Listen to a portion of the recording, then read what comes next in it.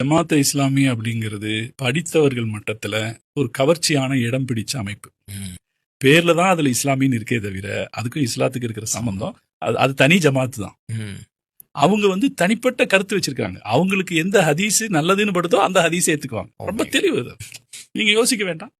எது சத்தியமோ அதை யோசிக்கிறது விட்டுட்டு உங்க மனசுக்கு எது பிடிச்சதோ அதை சத்தியமும் சொல்லுவீங்கன்னு சொன்னா அந்த இது பேசிக் அவங்களுடைய கான்செப்ட்.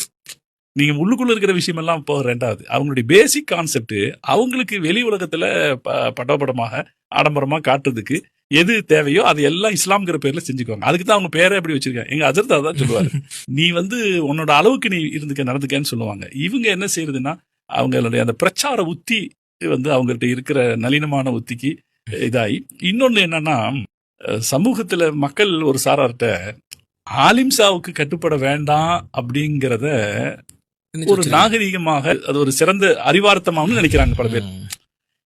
இந்த கொள்கைக்குள்ள போனவங்க எல்லாருமே எப்படி இருப்பாங்கன்னா ஒரு ஆலிம் தேவையில்லை அப்படின்னு நினைக்கிறவனா தான் இருப்பான்.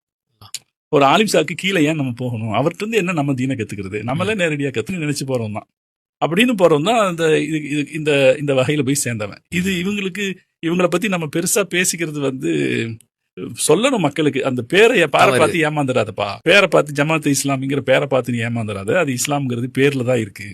இஸ்லாம்ங்கிறது அவங்கள்ட்ட யதார்த்தத்துல இல்ல.